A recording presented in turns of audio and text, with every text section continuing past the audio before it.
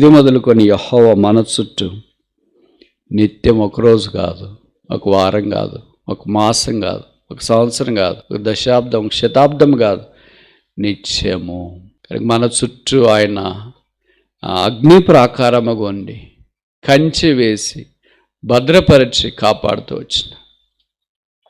లేకపోయింటే మనకున్న పరిస్థితులను బట్టి మనం ముందే అక్కడ పొయ్యి మీద పెడితే పొయ్యిలో పెడితే పొయ్యి మీద రకం. అలాగా సంవత్సరం అంతా ఆయన మనల్ని తన మార్గములో నడిపిస్తూ వచ్చినాడు. ఇదే త్రోవ, దీంట్లో నడవడనే శబ్దము మనకు వినపడజేస్తూ వచ్చినాడు. కానీ ఎన్నో క్లిష్టమైన పరిస్థితుల్లో, ఇబ్బందుల్లో, ఆపదలో మనకు తెలియకోకుండా ఎంత దేవుడు అద్భుతమైన దక్షిణ హస్తము తోడుగా ఉంచి కాపాడినాడో మనం ఊహించుకోలేం. మనకు తెలియకుండా చాలా జరిగింటాయి, కానీ మనకేం జరిగినట్లు అనిపించదు. కొన్ని మనకు కనపడేటట్లే ఉంటాయి. ఒక్క సెకండ్లో ఎన్ని అపాయాలు తప్పించినాడో దేవుడు మనకు తెలియదు. 2 వీలర్లో కానీ, లేదా కార్లో వెళ్తున్నప్పుడు కానీ, బస్సులో వెళ్తున్నప్పుడు కానీ, ట్రైన్లో వెళ్తున్నప్పుడు కానీ మనల్ని బట్టే తప్పించినాడేమో. కనుక ఆయన మమ్మును మరచిపోకుండా కాపాడి భద్రపరుస్తున్నాడు. ఇంకో మాటలో చెప్పాలంటే మనమేమనుకుంటాం, మర్చిపోయినాడు అనుకుంటాం. మర్చిపోయింటే ఈరోజు ఎలా కనిపిస్తాం? మనకి ఇది మొదలుకొని అక్కడ కీర్తనకారు రాస్తూ వచ్చినాడు, సూర్యోదయం మొదలుకొని సూర్యాస్తమయం వరకు ఆయన నామము. కీర్తనలో దేవుని స్తుతించుట ప్రాముఖ్యమైన అంశం. దేవుని ఆరాధించుట, స్తుతించుట క్రైస్తవుని భాగ్యం. 113వ కీర్తన మొదలుకొని 118వ కీర్తన దాకుని 6 కీర్తనలను హల్లెలూయా కీర్తనలు, స్తుతి కీర్తనలు అని పరిగణిస్తారు. దేవుని స్తుతించుట అనే మాటతో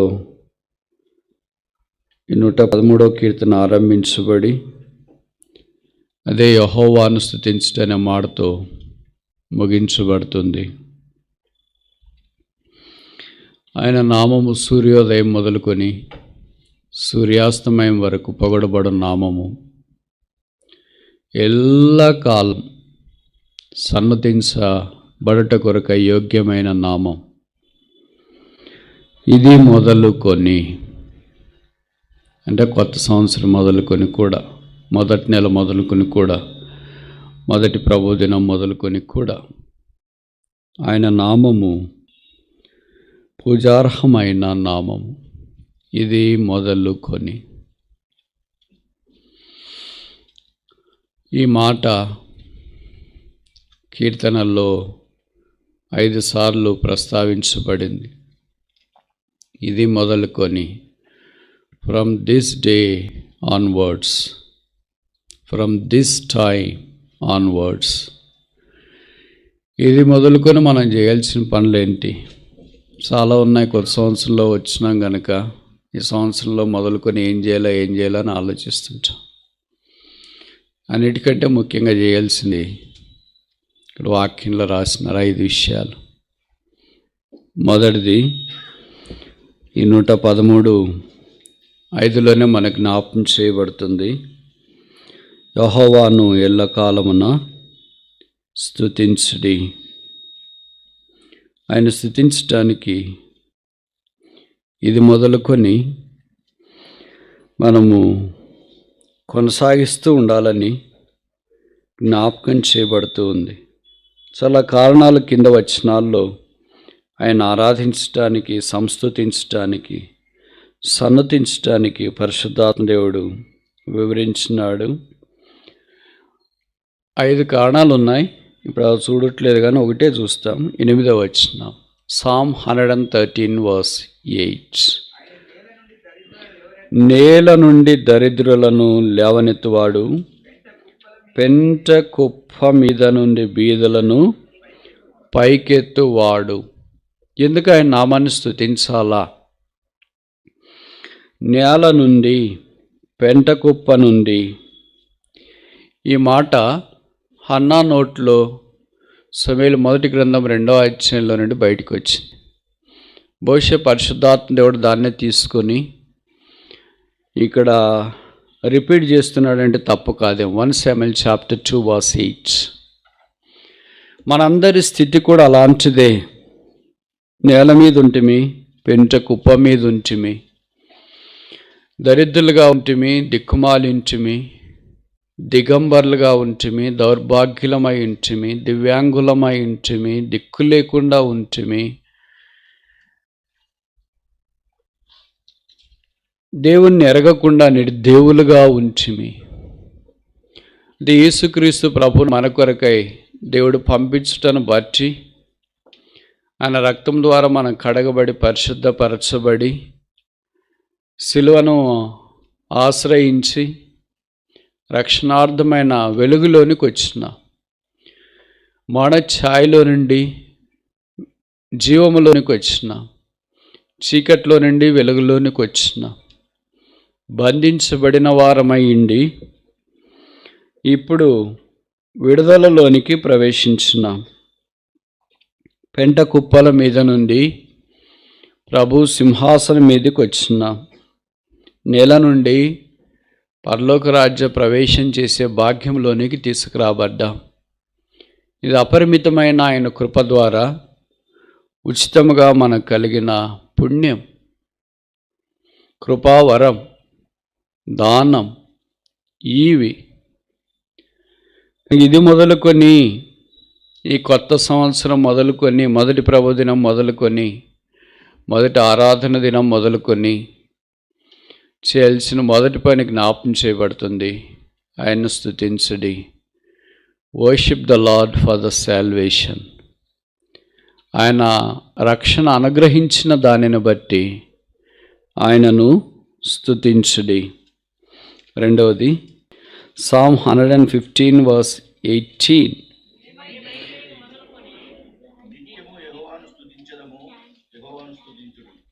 గట్టిగా చదవాలా. మేమైతే ఇది మొదలుకొని నిత్యము యెహోవాను స్తుతించదము, యెహోవాను స్తుతించుడి. చాలు. మేమైతే బైబిల్లో కీర్తనలో ముఖ్యంగా ఈ 2 ప్రేజులు ఉంటాయి.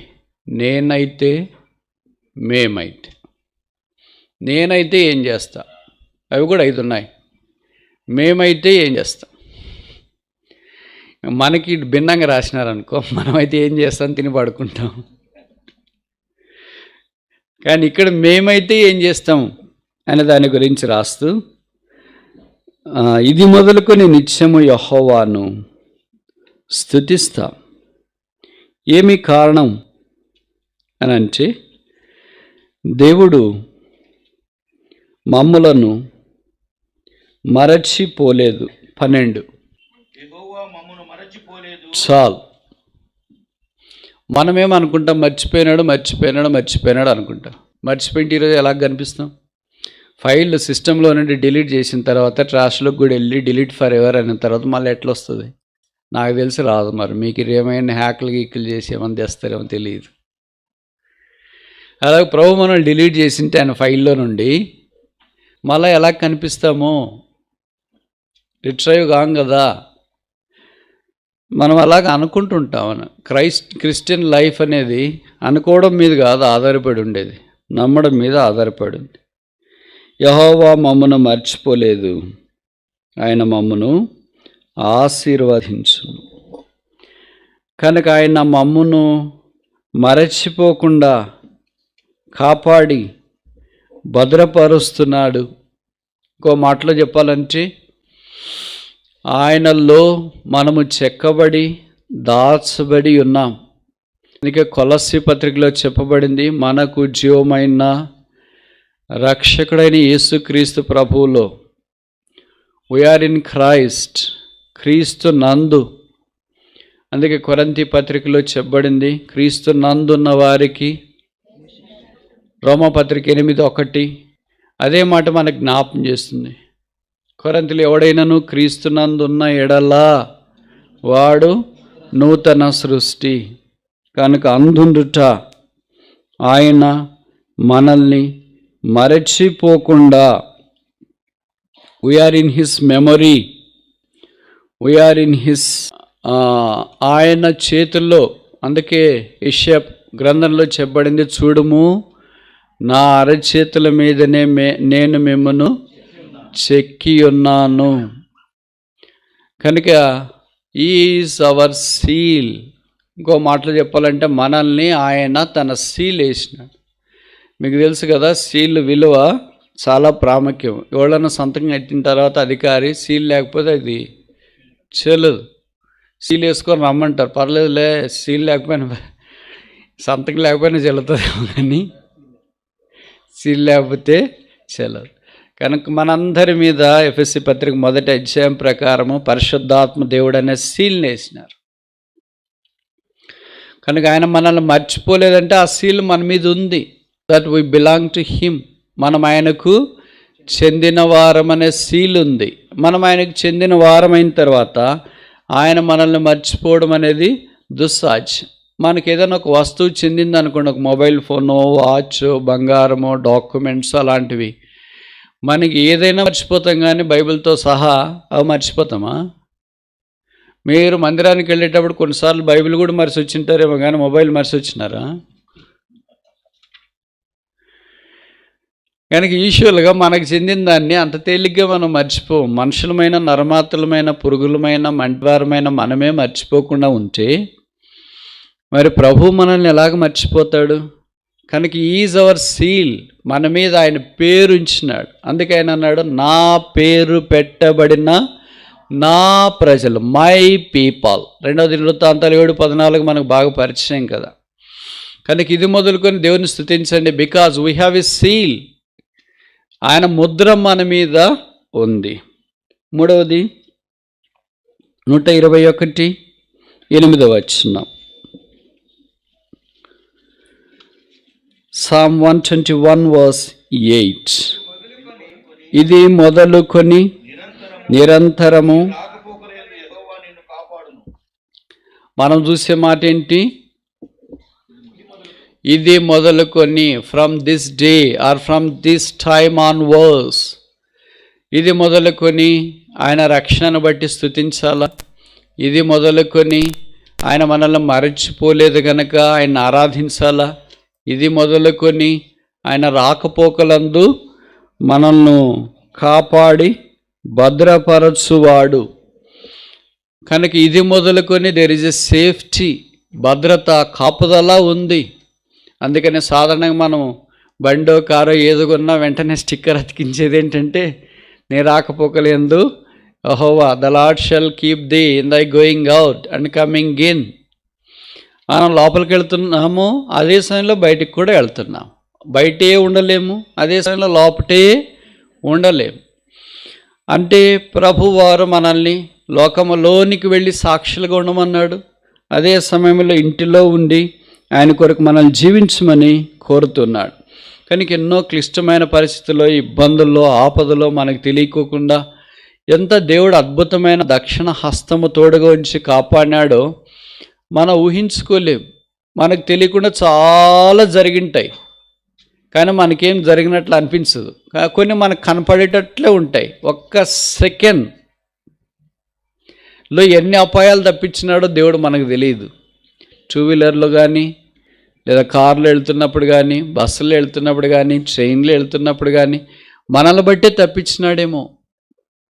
అంటే పాపాన్ని బట్టి కాదు, ఆయన పేరు మన మీద ఉంది కదా, దాన్ని బట్టి ఆయన మనల్ని అద్భుతంగా తప్పించినాడు.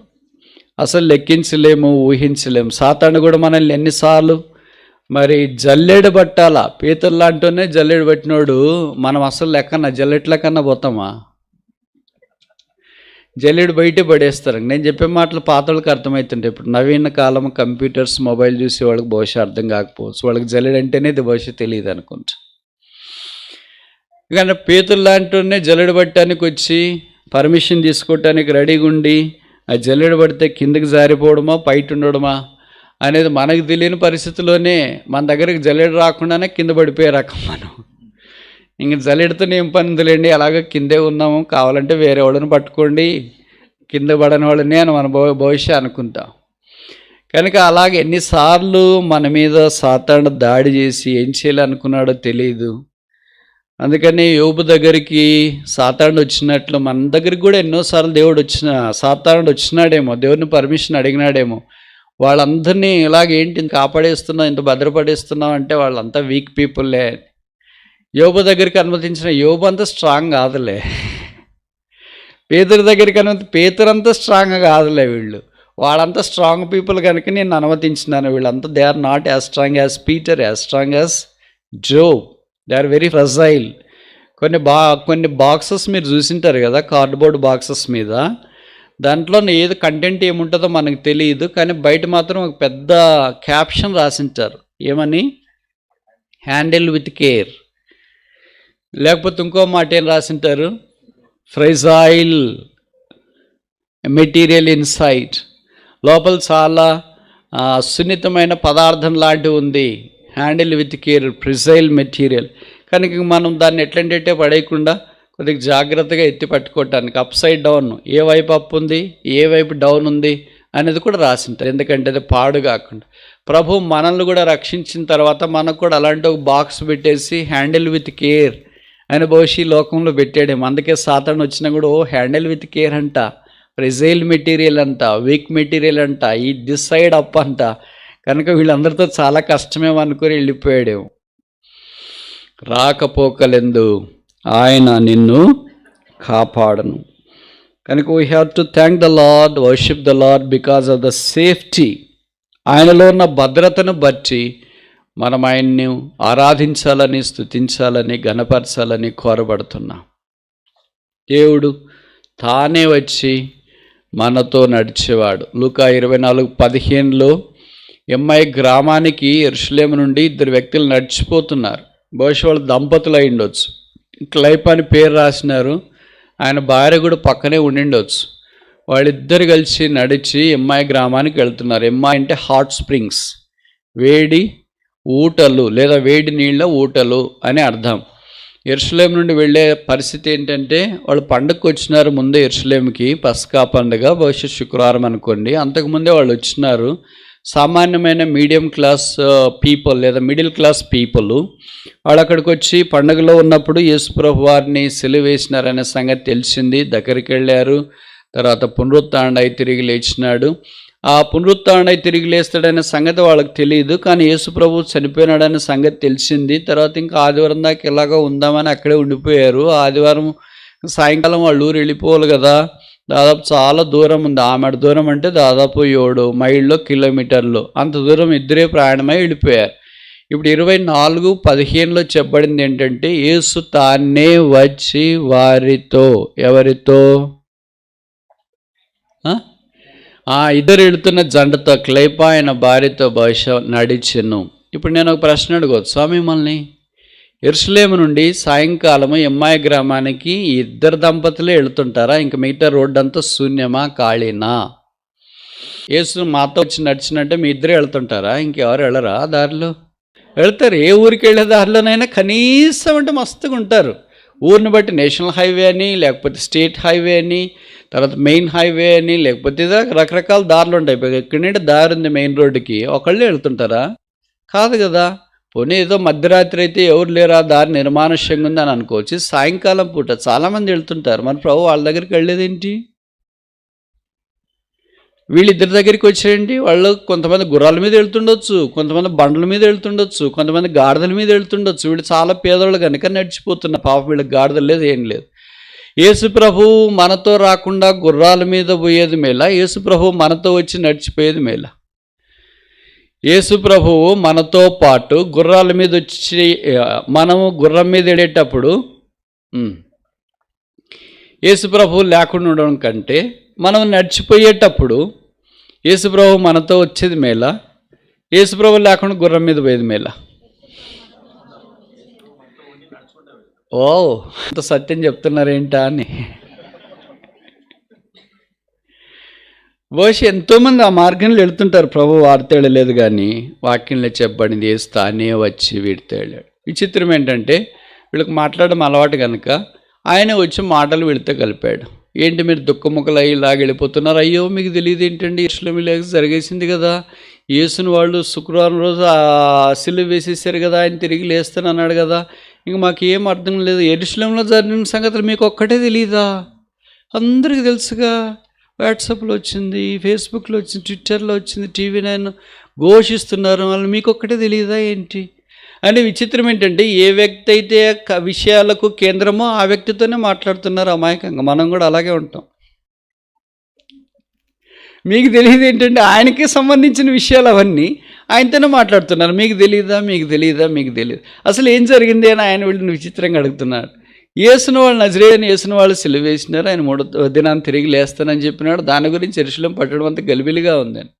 ఇప్పుడు ప్రభు వాళ్ళతో మాట్లాడడం, అయ్యో అవివేకులారా, మందమతులారా, లేఖనములు ఎరుగని వారులారా, ప్రవక్తలు మొదలుకొని ఇప్పటిదాకా ఆయన తిరిగి లేస్తాడని ఘోషిస్తూ వచ్చినారు కదా అని ఆయన దేవుని వాక్యం వారికి విప్పి బోధించడం ఆరంభించినాడు. అంతలో వాళ్ళు ఎక్కడికి వచ్చినారు? ఇంటి దగ్గరికి వచ్చినారు. ఆయన ప్రభు మనతో ఉంటే, మనతో మాట్లాడి, మనతో నడిస్తే ప్రయాణం బడలిక ఎంత తీరిపోద్ది చూడు. మనం చేరవలసిన డెస్టినేషన్ చేరిపోతాం.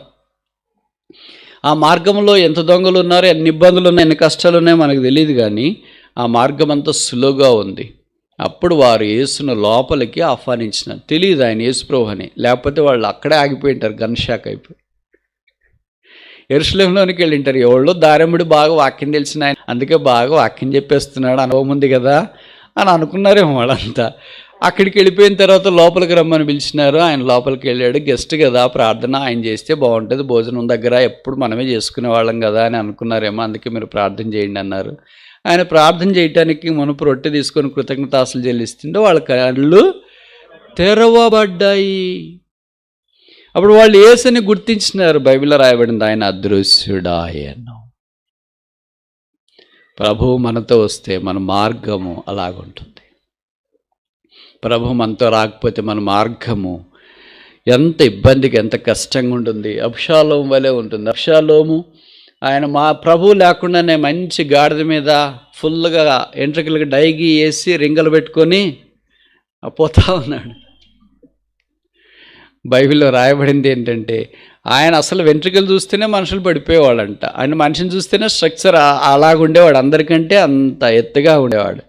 ఏది ఆయన బలము అదే ఆయన బలహీనత అయింది. మస్తక వృక్షం దగ్గరికి వెళ్ళేటప్పటికి పట్టుకొని లాగిన ముళ్ళు అలాగే నిలబడిపోయాడు. ఆ తర్వాత చనిపోయిన సంగతి మనకు పరిచయం. ప్రభు లేకుండా మన మార్గాలు గుండా వెళితే ఎంత నష్టం ఉంది, ప్రభు ఉండి మన మార్గాలు గుండా వెళితే ఎంత క్షేమం ఉంది. అలాగా సంవత్సరం అంతా ఆయన మనల్ని తన మార్గములో నడిపిస్తూ వచ్చినాడు. ఇదే త్రోవ, దీంట్లో నడవడనే శబ్దము మనకు వినపడజేస్తూ వచ్చినాడు. అలాగే ఇది మొదలుకొని నీ రాకపోకలందు యెహోవా నిన్ను కాపాడును. Worship the Lord, praise the Lord because of the safety, ఆయన ఇచ్చిన భద్రత. 4వ చూస్తామా? కీర్తనలు 125 2వ వచనం. Psalm 125 verse 2.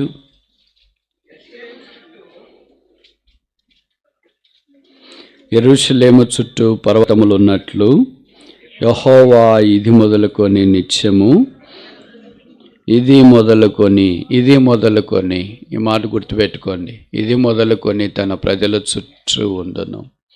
యెరూషలేము చుట్టూ పర్వతాలు ఉన్నాయంటే అర్థమేంటి? It's very very stable. అందుకే మీకు తెలుసో తెలియదు, ఇప్పటిదాకా ప్రపంచంలో చాలా స్థలాల్లో భూకంపాలు వచ్చినా కానీ ఇజ్రాయెల్ దేశంలో భూకంపాలు రాలేదు. మన భారతదేశంలో కూడా చాలా స్థలాలు వచ్చినా కానీ అక్కడ రాలేదు. Very stable plate, stable terrain. Although it's weak terrain, limestone terrain, ఈ చాలా బలహీనమైన కొండలుగా కనిపిస్తున్నప్పటికీ it's very strong because it's encamped by mountains. పర్వతముల చేత అది చుట్టబడి ఉన్న కారణం చేత చాలా బలంగా కనిపిస్తుంది. పర్వతాలు ఏం జ్ఞాపకం? స్టేబిలిటీ. మనకు పైన మాత్రమే కనిపిస్తుంది, అబ్బా ఇంత ఎత్తుందా అని, లోపలికి కూడా అంతే ఉంటుంది. అది ఐస్ కొండలు అంటాం కదా, మంచు కొండలు సముద్రంలో తేలియాడుతున్నప్పుడు మామూలుగా ఏదన్నా వ్యవహారిక భాషలో అంటారు, ఏదో ఒక స్కామ్ బయటకు వచ్చింది అనుకోండి, అబ్బా ఇంత స్కామ్ వచ్చింది అంటే దట్స్ టిప్ ఆఫ్ ఐస్బర్గ్ అంటారు. అంటే కింద చాలా ఎక్కువ ఉంది, పైన మాత్రం కొద్దిగా కనిపిస్తుంది. మనమేమనుకుంటాం, దాన్నే అంత కొండంత అనుకుంటాం, కిందే చాలా ఉంది. కానీ ఈ కొండలు కూడా వేళ్ళు అలాగే ఉంటాయి. మర్రి చెట్టు ఉందనుకోండి, బయటికి చాలా పెద్దగా కనిపిస్తూనే ఉంటుంది, అబ్బా ఇంత పెద్ద చెట్టు అని. కింద ఇంకా వేరు వ్యవస్థ చాలా దీర్ఘంగా ఉంటుంది, చాలా విశాలంగా ఉంటుంది, చాలా విస్తరించి ఉంటుంది. అలాగే దేవుని ప్రజలను ఆయన స్టేబుల్ స్థితిలో కాపాడి భద్రపరచాలని కోరుతున్నాడు. ప్రభువులో మనం నాటబడి ఉన్నప్పుడు, అందుకే క్రీస్తులో వేరుపారి స్థిరపరచబడి ఉన్నారు, రూటెడ్ ఇన్ క్రైస్ట్. అప్పుడు క్రీస్తు ప్రభువులో మనము వేరుపారి ఉన్న కారణం చేత స్థిరులుగా కదలని వారును అనే వాక్యంలో మనము గమనిస్తున్నాం. మన చుట్టూ ఆయన అగ్ని ప్రాకారముగా ఉండి కంచె వేసి భద్రపరిచి కాపాడుతూ వచ్చిన. లేకపోయింటే మనకున్న పరిస్థితులను బట్టి మనం ముందే అక్కడ పిరమిడ్ పెడితే పొయ్యిలో పెడితే పెనుమిద్దెల రకం. మీకు తెలుసు కదా, కొంతమంది అంటున్నారు ఎక్కడుంటారో తెలియదు, వాళ్ళు ఇప్పుడు ఇక్కడ ఉంటారు, తర్వాత ఎక్కడ ఉంటారు, అటు ఇటు అని. More volatile, more unstable person, నీళ్ల వలె చంచల హృదయాలు అని రూబెన్ గురించి చెప్పబడిన మాట మనకు తెలుసు. Very volatile. ఇప్పుడేమనుకుంటే అబ్బాయి ఈ వారం అంతా చూసుకో, ఈ నెలంతా చూసుకో, ఈ సంవత్సరం అంతా చూసుకో, ప్రభు కొరకు ఎలాగుంటావా. చెప్పుల స్టాండ్లో చెప్పులు వేసుకున్న వెంటనే మారిపోతుంది మనసు. ఇంటికి వెళ్ళిన వెంటనే ఇంకా మారిపోద్ది, అక్కడికి వెళ్ళిన వెంటనే ఇంకా మారిపోద్ది. ఎంత అన్స్టేబుల్గా ఉంటామో మనకే ఆశ్చర్యం వేస్తుంది, ఎందుకు నేను ఇంత అన్స్టేబుల్గా ఉన్నాను. ఆయన ప్రభుకు స్తోత్రాలు. ఆయన బలపరిచి ధైర్యపరిచి నడిపించి యెరూషలేము చుట్టూ పర్వతములు ఉన్నట్లు ఇది మొదలుకొని యెహోవా మన చుట్టూ నిత్యం ఒకరోజు కాదు, ఒక వారం కాదు, ఒక మాసం కాదు, ఒక సంవత్సరం కాదు, ఒక దశాబ్దం, ఒక శతాబ్దం కాదు, నిత్యము. ఆయన నిత్యము అన్ని చేశాడు. ఆయన చేసి నిత్యమైన కార్యాలు చూస్తే ఆశ్చర్యం వేస్తుంది మనకి. నిత్యము మాకై విజ్ఞాపన చేయు నిశిధ రాత్రిని ప్రియుడా. నిత్యం మన కొరకు వాళ్ళని ప్రార్థన చేస్తారు. మాకు కూడా కొంతమంది చెప్తున్నారు, బ్రదర్ ప్రార్థన చేయండి అండి. సరే అని వాళ్ళు చెప్పిన వెంటనే ప్రార్థన చేసేస్తాం. తర్వాత ఎక్కడో ఒకసారి కనిపిస్తుంది, బ్రదర్ ప్రార్థన చేస్తున్నారంటే మర్చిపోయామండి. నిత్యం చేయలేము, వీలు కాదు, మనిషికి గుర్తుండదు, జ్ఞాపకం ఉండదు. కానీ ప్రభు మన విషయమై నిత్యము అలాగే విజ్ఞాపన చేస్తున్నాడు. అందుకే హెబ్రీ పత్రికలో చెప్పబడింది, ఆయన మనకు సరిపోయిన ప్రధాన యాజకుడు. ఆయనను బట్టి మనం ఇంకా నాటబడి భద్రంగా కాపాడబడుతున్నాం. అందుకే 1వ కీర్తనలో చెప్పబడింది కదా, వారు నీటి కాలువలో ఎవరన్నా నాటబడిన వారే. ఏంటి ఆ నీటి కాలువలు? ఆయన యేసుక్రీస్తు ప్రభు.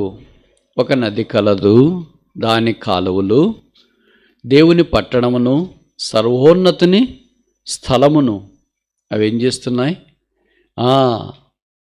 కనుక దేవుడు అంత ఆశ్చర్యకరమైన విధానంలో మన పక్షాన సహాయం చేస్తూ వచ్చినాడు. 5వ దాకా చూస్తామా? కీర్తనలు 131:3.